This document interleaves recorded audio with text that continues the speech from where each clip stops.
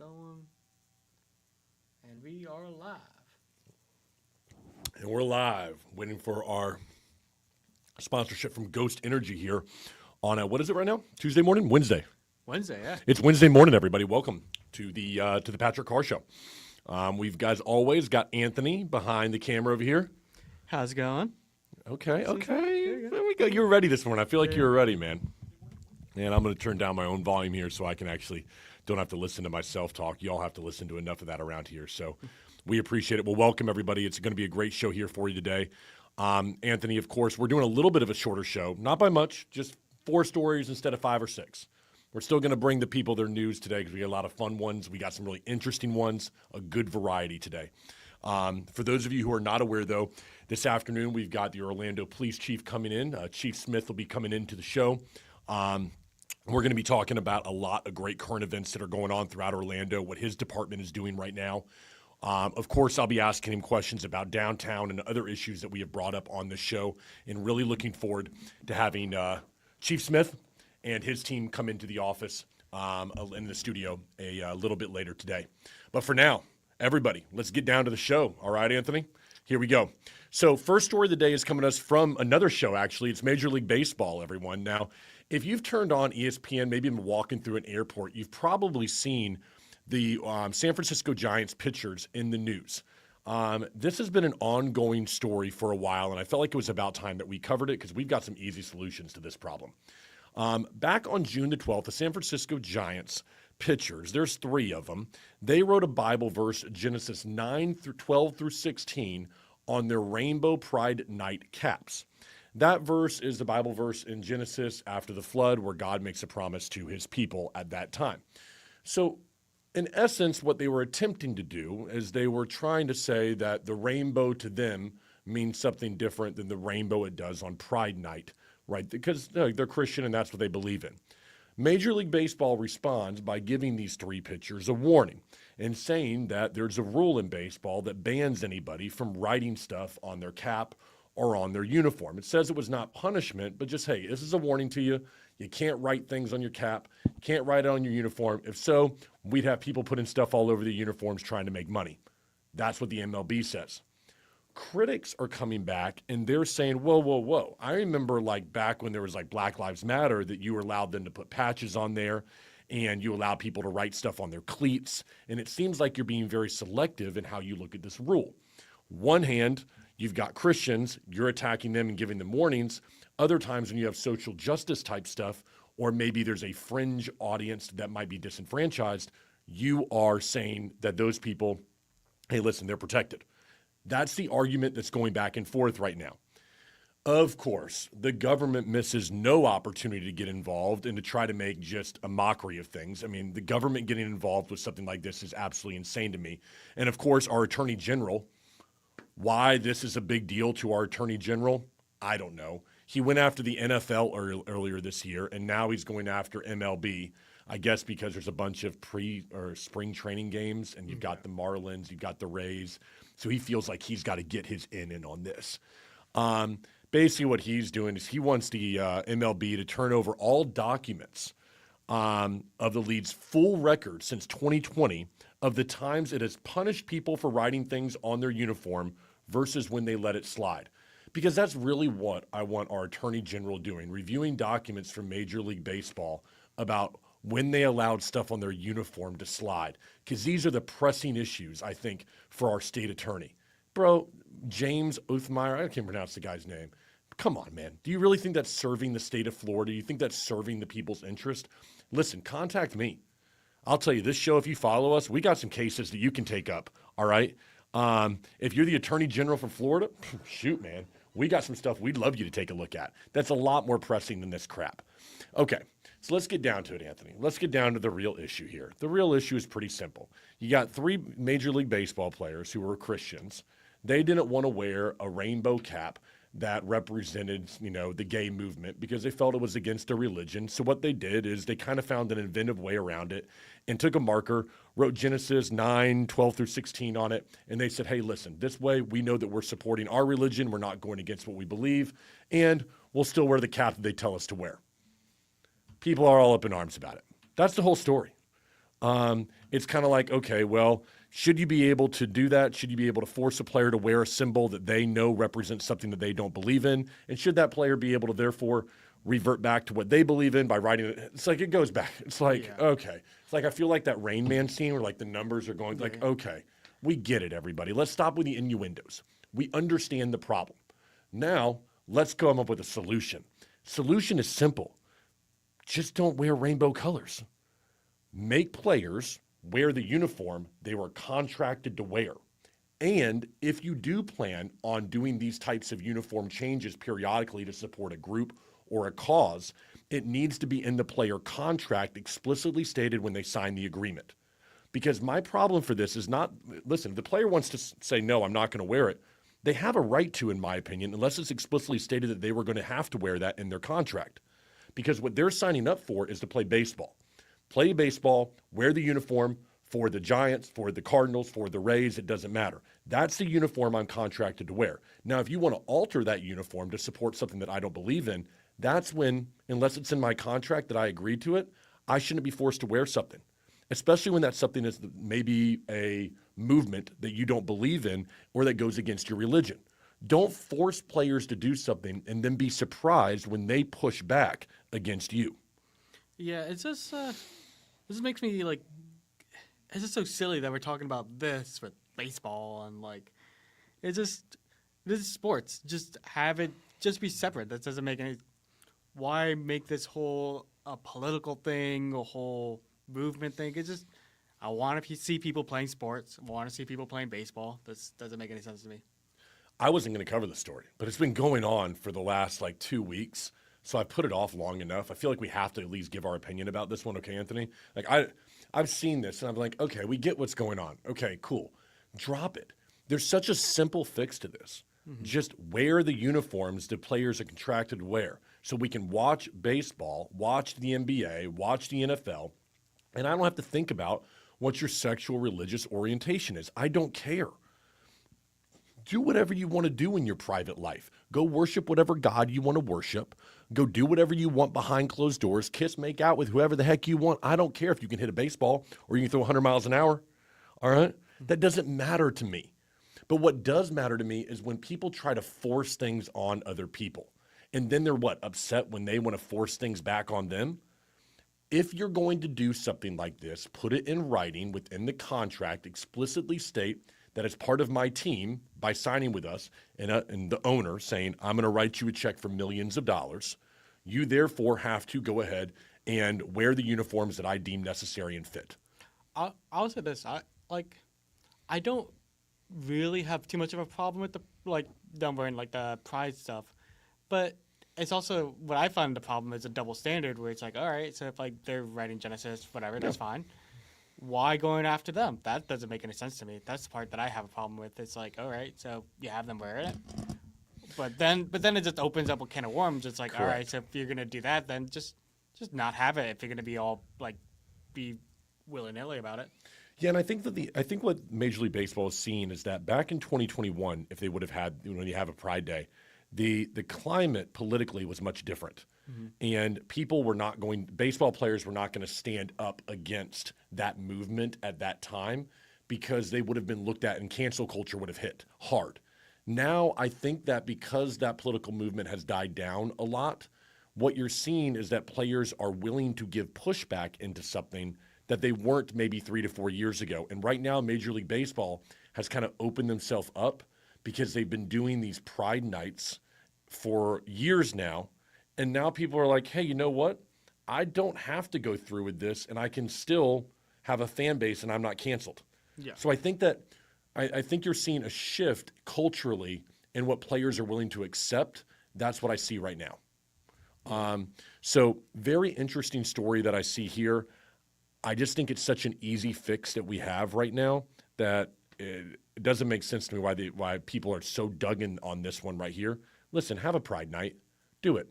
If you want to do that as a team and that's what you want to do and you want to support that in your community, I support that 1,000%.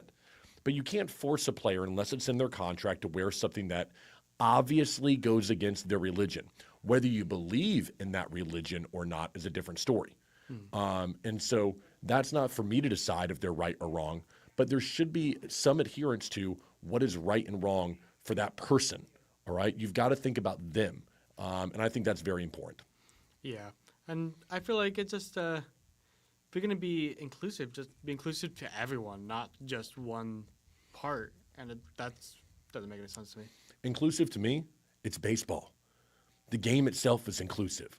Basketball, NFL, NHL, that is the inclusiveness, right? When you become non-exclusive, when you become more exclusive, when you start not including people, is when you start to do things like this, all right? And like you said, it takes away from the sports. And the ultimate inclusion is sports itself. Because I don't care if you're black or white or Asian, if you can put the ball through the basket, you're playing, all right? And you can stop somebody else from doing it, you're playing. It doesn't matter about your race, color, sexual orientation. So sports are the ultimate inclusion. And so what you're really doing is taking this thing that really kind of unites us all, because we can look at it and go, this is, these are the people that can play, and you're making exceptions, and that's where, for me, I don't like that at all either. Yeah, and one other thing too, at least for me, from what I've been seeing, it's like at least for writing Genesis, it's not like they're writing like screw this or like anything bad. They're just writing like a Bible verse, and it's just, why is that being something that's looked upon frowningly from them? That doesn't make any sense to me. Agreed. Now, I can also agree that this would be the case, that you need to stop all writing on uniforms, because if not, it's going to look like NASCAR out there. Because people are going to wear patches, people are going to write things, you're going to have sponsors. Before you know it, uniforms don't even look like uniforms. So the easy fix is, don't force a player to wear colors that obviously represent something that he does not believe in. And then you don't have to worry about writing on the uniforms, and everybody walks away and we get to enjoy baseball without all the political BS that goes with it. Yeah. That's an easy fix right here. Have your nights that you want where people can support whatever they want to support, but don't force players to wear something that is reflective of a movement that doesn't represent their religion. You can't expect people to do that and not get pushback. Now, that's how it looks for me right now. I want to move on to our next story, because this one is actually coming out of Florida. I'm a little bit disappointed in us, Anthony. We haven't seen this one till now, but I think it's worth discussing because it did not go forward in the Florida legislature this year. And if you folks are joining us, we try to skew a little bit Florida here because we're in Orlando. And I want to work through this bill. It was a Florida's abuse victim lease bill. It died before ever making it to the floor of the House or the Senate. I want to run through this because both supporters of the bill are right here out of Orlando. I am going to pronounce their names incorrectly, so forgive me here, Anthony. Johanna Lopez and Senator LaVon Bracey Davis. Both are Democrats, and that does mean something, out of Orlando right here. But I really liked the bill that they put forward. I think they need to make some tweaks, and I'm hoping that if they do, this can make its way back to the floor next year for the legislative session, because I think there's a lot of great stuff here that people should be made aware of. Okay? Let me set this up for everyone, all right? In Florida right now, if you rent a home and you're being abused, the lease docs, well, they don't really care about that. There is no clear state protection for regular renters fleeing violence. And the federal law that does protect victims only covers government-subsidized housing. So a victim often faces an ugly choice: stay somewhere dangerous or leave and pay big penalties for breaking their lease. Supporters say domestic violence is leading cause of homelessness for women and families, and Florida has more than 100,000 domestic violence crimes in the most recent, in 2020 alone, all right? So we have a problem in this state with domestic violence. And what these Democratic senators are saying, Miss Johanna Lopez, I'm going to get it right, and LaVon Bracey Davis, they filed these bills, House Bill 107 and Senate Bill 142.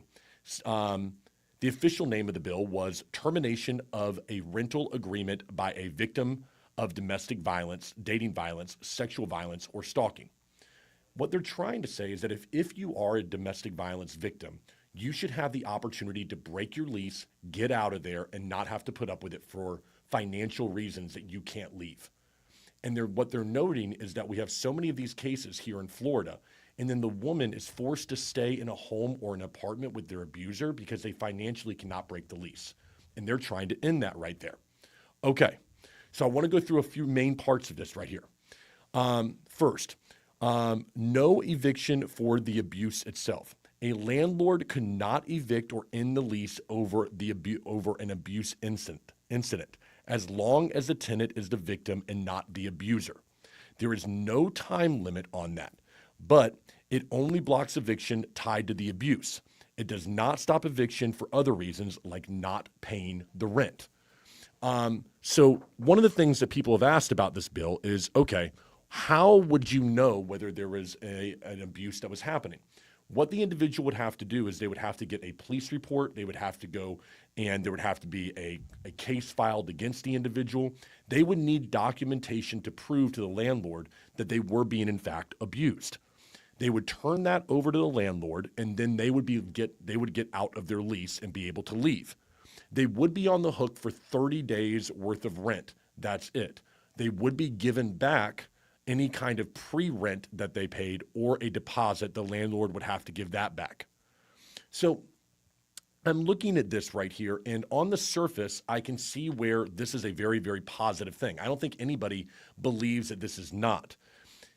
I want to just kind of talk through a little bit about where some of the problems I think happened with this and why it didn't make it to the floor. We have, number one, you have 2 Democrat sponsors of this bill. We have a super Republican majority. So unless the Republicans want this bill to go forward or even debate it, it's not going to happen. The Republican priorities are what happens when you in Congress right now, in the Senate right now. In Senate in the House of Florida. Opponents of the bill are going to say, well, you know what? It's going to leave landlords on the hook for a lot, and that it's not fair to landlords that they just are going to be left without any kind of protections right there. Because in the real world, what would normally happen is one of 2 things.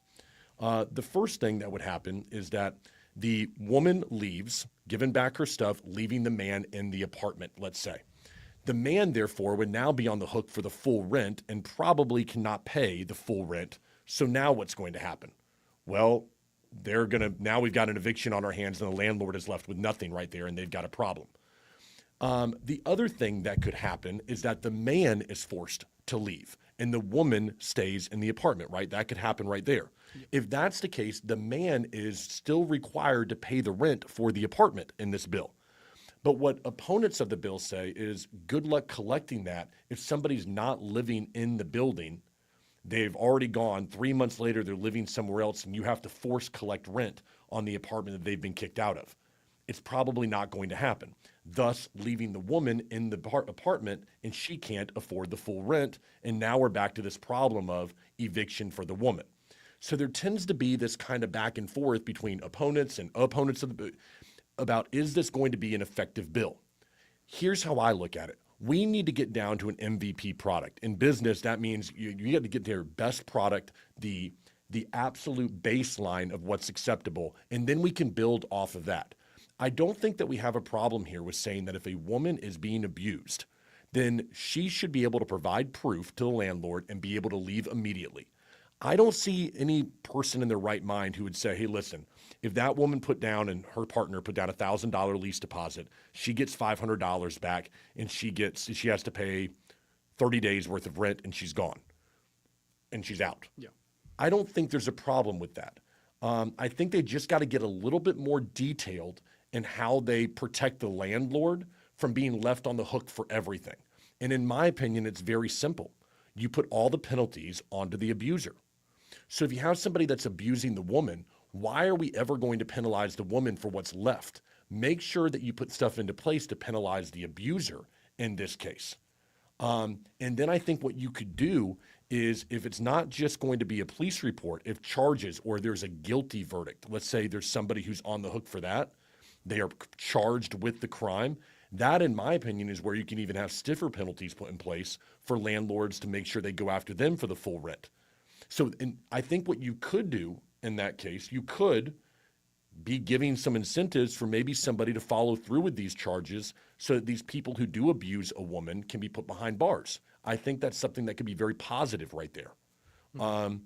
They just need to tweak how this bill is worded, and I think they're going to get a lot more support from the super Republican party super majority Republicans that we have right now in Tallahassee. There's a lot here in this bill. I mean, I'm breaking this down in 5 minutes for you all. So please forgive me if both senators hear this, Joanna and Levon. I understand that there's a lot more to this, and it's more detailed in the bill. I'd love to have one of them on to talk about it. But in the end, I think they had a really good idea, just not quite enough nuance and detail for what would happen to landlords. I'll give you an example.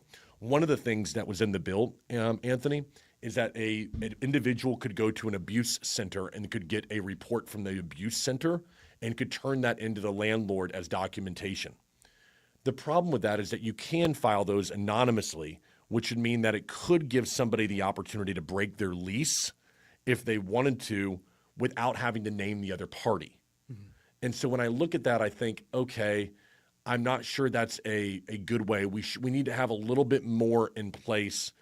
And am I saying that's perfect? No. But I think if you're going to get something passed by a supermajority Republican Party that's in Tallahassee, you're going to have to do the baseline here that they're going to support, especially when you're two Democrats trying to get it through. They're going to look at protections for landlords, and I don't think they got it detailed enough here to make it appealing to Republicans on that side. Yeah, definitely. It's definitely a big bill that's has a lot in it that's very left open, and that's going to be kind of hard to pass through. But I definitely want to see a variance of this bill getting passed, and this will be really helpful because I know I remember you talking about it. There's a one section about stalking, which it could just even be just a single lady that's in her apartment, and there's a stalker that's coming in to the place and just keeps on going in around that place, and so that person should be able to leave that place, break that lease, because I know stalking gets very creepy with all these guys out there. So the one thing I do like on this is there were some good protections that they put into place. Like for instance, if a victim can demand a lock change from the landlord, and they have to change the locks within 24 hours. So even if the victim is going to stay, that they can feel more secure about knowing that they have a new lock on the door. They weren't asking for people to get a free pass on rent or anything. It's not like they didn't have to pay rent if they claimed this. And I just think that what it was trying to do is allow people and give people an opportunity to not feel like they were financially trapped in a place where they didn't want to be. Yeah. And I think that Republicans should be able to get behind this. I think if you just clean up some of the wording on this bill, then you're probably going to have something that these two Democrats here from Orlando can make an effective change for probably thousands of lives. And I'm going to tell you, if our big risk is a landlord going to get a month worth of rent, then folks, it's worth it. Mm-hmm. All right. No woman should have to stay in a home where she's being abused. So if that means that a landlord has to miss out on $1,000 or $800 out of their apartment rent, then you know what? I support it. All right. Yes, we live in a capitalist economy, and I believe everybody has a right to make their money and do it, and they have a lease and all that stuff. Some things in life are just more important. A woman having to go through abuse like that should never be forced to stay somewhere that she doesn't want to be. And so clean up the wording on this one. Our two senators from Orlando bring this back to the floor next year, and I think we're going to find that we're going to have some great stuff. We'll get an effective law passed that can make some change in the lives of a lot of women and families. Couldn't agree more. Very good stuff that we have right there. Third story of the day is one that, I guess it kind of caught me off guard a little bit, but I wanted to dive a little bit deeper into this one. Drinking itself is dropping in the United States like off a cliff, but it doesn't mean that Americans are actually getting healthier. So let's rewind here. What's actually happened, all right? Brands like the Goodwill Brewing Company, they went bankrupt this week, June 22nd, 2026. They filed, all right, about $400,000 in debt. And I know that for a lot of you, you're like, who the heck is that? It's one of these brewing companies that has been out there. They popped up in the early 2020s, okay? A lot of these have continued to shut down. But I looked deeper into the story, and I noticed a statistic that really kind of surprised me. In 2025, guess how much Americans drank? Well, not as much as they used to. 5% less. And in fact, craft beer sales dropped 5.1%, hence why Goodwill Brewing went out of business. Now, there's a popular story that's out there, Anthony, and that's that Americans are getting healthier. We're drinking less. Things are, okay. Gen Z is doing better about this. They don't need alcohol like my millennial generation did. You know, that's what they're saying. But it's not exactly the truth, everybody. I want to dive into what's really happening right now. You see, more Americans than ever are finding in my opinion, their escape from reality in other places. Let's take a look. Marijuana usage up 17.7 million versus 14.7 million just a couple of years ago. Daily use has jumped 15 times over from 1992 to 2022. And about 40% of marijuana users now use it on a daily basis. So what we have right now, in my opinion, is we have a shift in the country. Not a shift towards being healthier, but we have a shift in a generation of what they are using in order to calm nerves, in order to maybe just have a little escape from reality, in order to relax. And so I want to be very careful in how we frame something like this, because when you see a story like, okay, these brewing companies are going out of business and people are drinking less, boy, what a great job we're doing in America, you have to take into account the other numbers, which is going to be the cannabis use that you have here. The next thing you want to look at is we also have an epidemic in this country of things like pills. All right. I'm not going to go into the names of all of them because we're going live here everywhere, but we have people that are addicted to this stuff more so than what they were 20 years ago. And so the ability for someone to go home and use things like cannabis or use something like a prescription pill is much more readily available than what it was. And therefore, somebody doesn't have to go to a bar, down 20 Bud Lights in order to feel like, hey, listen, I've got a little reprieve from reality. And in my opinion, that's genuinely what's happening. We have people that are staying home more. On average, people right now, post-pandemic, stay home 1 hour more every single day. Like, it's a lot, everybody. People are home more often, meaning that they're looking for some kind of escape from reality that they don't have to walk out of their front door. And what is that? It's shifting. It's not going to be alcohol sales in a bar or going someplace like that. It's something they can do right inside their own home, and that's why you see the shift right now. Yeah, definitely agree. And I think a lot more people are not really going to bars anymore, like as much as they used to. I feel like it's kind of dying out. I wonder why that is, man. Why do people stop going to bars? Oh, I know why no one's going to downtown bars, but that's another story. We also saw what people are doing in Orlando yesterday. Oh, yeah. People are staying home in Orlando. Yeah. Doing that O to the F thing, all right? Or in Orlando. Do you really think that people are going less to bars? I feel like it. I mean, I feel like more people are like kind of doing more house parties at home rather than doing something out. I haven't seen too many like a big crowd out in a while, especially in Orlando. Yeah. It's interesting you say that because then I'm thinking about right now with the World Cup going on. Like I've seen all these videos of Miami just going crazy, right? Just streets full of people, everything. It's really kind of cool to see because people really get behind the World Cup from other countries, not the United States. But I guess that for me, I'm thinking about it that do people go out less? And I think that, yes, I think people right now go out less than what they used to. And I think that we'd be foolish if we didn't think about it in the risk versus reward side. So many places in the United States have become more dangerous. And I think that places as a family that you were willing to go 20 years ago, Anthony, as a family, like a family of four, hey, man, I'm going to go downtown and I'm going to have a meal at 8:30 at night. You don't want to do that because then you're getting out of your meal at 10:30. And if you're a father and mother and you've got two like little ones who are maybe 7 and 9, do you really want them wherever that's going to be? I don't care. Pick your downtown area. Milwaukee, St. Louis, Atlanta, Orlando, you name it, okay? You don't want to be downtown in these areas, so you don't go out, right? And I think as friends, what you find now is friends are sitting there and going, I don't want to deal with the BS, and I don't want to deal with the crowd. And maybe I don't think it's because I'm just older right now. I still like going out and having drinks. Me and you talk about, I'll tell you on a Friday I'm going to have a drink. But for me, I think there's a general thought that the world is less safe right now, and it's just not worth it to go out sometimes. And I think people feel that. And it's not that I'm lazy or I don't want to get ready. I think it's genuinely a safety factor. At least that's what I see here in Orlando. And I think that's a large part of why you see alcohol sales that are falling. as people are looking for alternatives that they can stay home and do. Yeah, and I think as well, like just with just the market shift as well. Like I feel like a lot of people, it's getting expensive to go drinking right now. Like it's almost like Good point, man. I feel like some of these drinks, I'm like, it's just a regular like Jack and Coke, and it's like $15, and it's like, what the heck? What are we doing?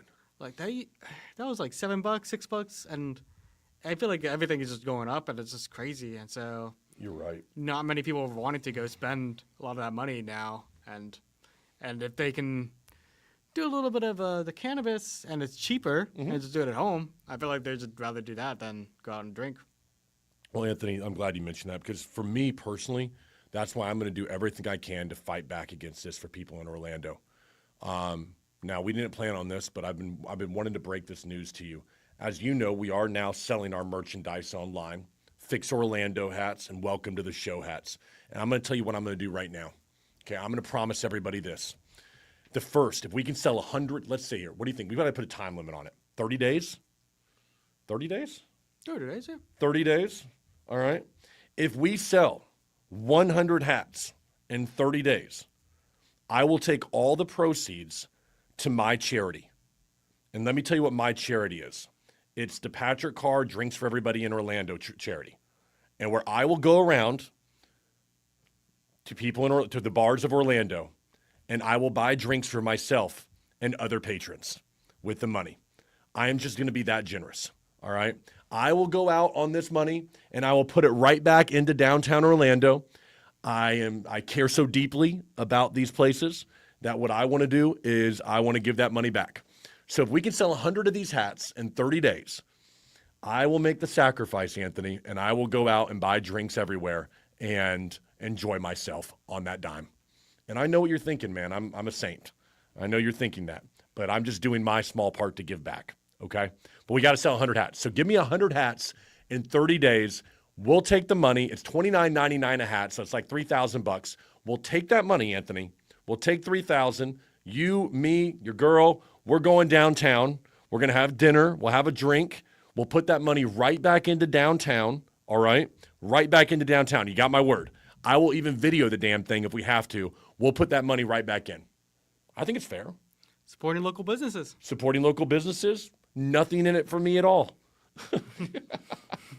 No, I think it's fair. That's a fair deal, right? Yeah. I mean, shoot.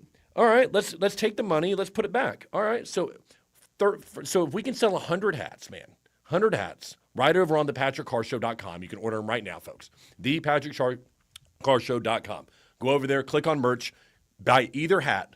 All right, and we will keep a running tally. We need 100 of these hats in the first 30 days. We just launched the website yesterday.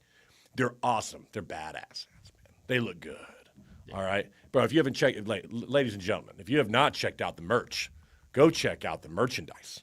Hats are fire, all right? So you got to go check them out. Thanks to Logos Promote over in Orlando for putting these together. I'm not doing some big ad read right now, not doing it, but Logos Promote is the shit. All right, those guys are awesome. And if you buy 100 of them, we're going to take all the proceeds. We're going to take that money, put it right back into bars right downtown Orlando. We're going to make somebody's day down there and take care of the people that take care of Orlando. Like, I don't think we could ask for a better deal, right? Yeah. All right, cool. We're having some fun with it, but really and truly, go buy the hats. All the money going right back into downtown because we love downtown. We want to see it thrive. That's what we're about here, and that's what we want to be about. Man, last story of the day, bro. It's a fun one. I love this. Folks, do you know who Kay Adams is? If you don't, she's awesome. All right, I had to do a little bit of research when I saw this story because it was trending this morning. Kay Adams left the NFL Network back in 2022. She hosts the Up and Adams show on FanDuel TV. And this story made me just freaking laugh, Anthony. I love ending with this one. All right, so she's 40 years old, and she attends a NASCAR race. A reporter for the race posted a photo of her. She's sitting in the back of a golf cart, and just so happened that her feet were in the shot because she was wearing some open-toed sandals. Give you a little backstory on this one. Adams has joked for years that she gets a flood of DMs about her feet. She once said that if her show ever ended, she could make great money as a foot model. So when the race photo went online, she didn't just like shy away from it. She leaned in, everybody. She posted, quote, posting feet should be a she posted, quote, posting feet should be punishable by fire squad. Joking. She does not want to give away a free look, everyone. I love this. You know how people like get upset about like, oh no, don't do that, my feet, whatever. She's like, no. She's like, listen, I mean, hey, I got all these weirdos out there who want to see pictures of my feet. Don't be giving away the merchandise over here for free, everybody. This is just absolutely hilarious and a masterclass in how you like handle marketing and some attention. Yeah, your feet got shown. All right. Like some people get all, oh man, don't take a bad picture of me. Other people are like, hey, listen, come on now. People showing my feet. I mean, you shouldn't be able to do that because I got to make money after my show on OnlyFans or whatever, or OF, whatever. Sorry. Sorry. Beep. But I just thought this was absolutely hilarious. And it helps because she's a knockout. And she's actually pretty darn good at what she does. I was actually watching because we were preparing for the show. I watched some clips of this podcast of hers. She's talented. And so I can see why this is a person who understands how to work the media. And I got to admit, with a personality like that, I doubt her show's ever going to truly end. But if she does, man, I mean, I think that she's probably right. I think she's probably got guys lining up to throw some money at her for those feet pics. And probably a lot of those people from Orlando with that story yesterday. Yeah, there's no wonder this is popping up on my feed because it's Orlando. I mean, we know what Orlando's like. $41 on average per person being spent on O to the F, everybody. So Kay Adams probably should just come to Orlando and do a little book signing or do a podcast live because there's got to be people in Orlando that are loving this woman right here. I just think it's, man, this is funny. Joking. What did you say? Posting feet should be punishable by fire squad. Don't give away a free look. So great stuff by her. I love when somebody doesn't play victim. Instead, they're able to make fun of themselves a little bit. Mm-hmm. Like, cool. Good for you. We all should have a little bit more fun, especially when it comes to online. Like, if the amount of negative comments that I get every day now, we get thousands of comments every week on social media, and most of them are negative. All right, if they're talking about me, they're talking something negative. And so when you're somebody like a Kay Adams, who has got a lot more popularity than what I do, she probably gets a lot of negative stuff too. And so when you can keep some brevity about it and some lightheartedness and you have enough confidence in yourself, it makes for you to be more likable for everybody, all right?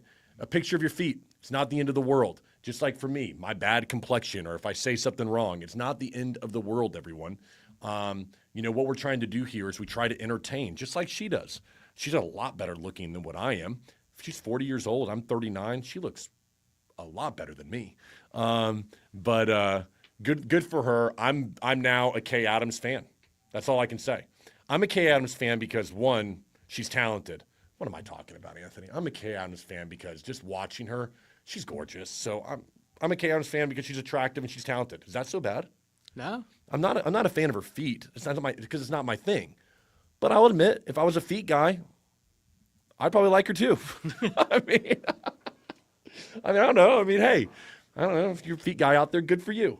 Yeah, I'm a fan. So good job, Kay Adams. You got a fan now in me. I'm going to be somebody who watches your stuff, and I love when somebody just does things the right way.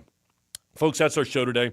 Obviously, we covered Major League Baseball. We covered this bill of domestic violence in the state of Florida, how drinking is dropping, but also we're not getting healthier at the same time. And, of course, this fun story we just covered with Kay Adams. We appreciate everybody joining us here for the Patrick Carr Show. Thank you for your continued support. We'll be back tomorrow, which is Thursday. Me, producer Anthony, look forward to seeing you. Have a great rest of your Wednesday. See you later. See you guys.